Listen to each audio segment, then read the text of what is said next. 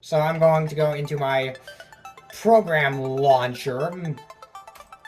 And yes, and yeah, you can see in this copy of HyperCam is licensed to free worldwide usage. And this actually has more features. You can have it play sound. You can actually choose which sound device you want to record the sound from. You, of course, have this stuff. You, of course, have these controls. And you have the screen area. And also not to mention that, unlike how it was on XP, you can actually maximize the window if you need to. So yes, we're gonna go... I'm going to do a little bit more in-depth here, so we're going to go start the recording. Let's see, what programs should I actually... What kind of program should I use? Though it does blink a little bit,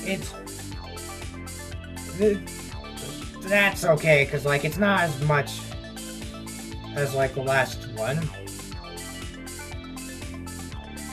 So we're going to go, normal word. Actually, never mind, because that is logged in on my school account. For whatever reason, it's glitching out a little bit. So I'm going to do this.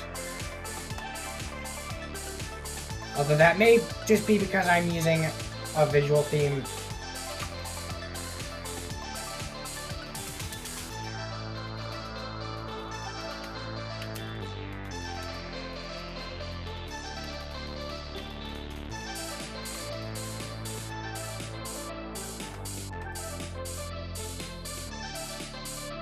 And we're going to go save, and like, say I didn't want that to be there, we could just pause recording, and we'll just go enter in the name,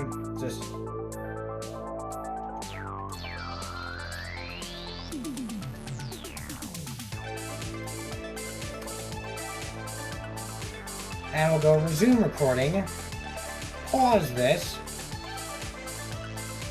and close out that, because, well, oh, great. As you can see, it glitched out.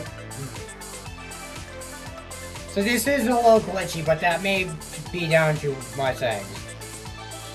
And we're going to go stop recording. Okay, maybe that's because I used the record cursor thingy. So, yeah. But we do have some other video clips. This is of me playing pinball. And of course, around the other. Because I installed, this was one of the first programs I installed on here, and I have to speak over the MIDI thingy. I'm going to mute that in case it's copyright, but yeah. This was recorded on June 30th. Which, well, yeah. Now it does seem that there is a bit of color depth silliness in this.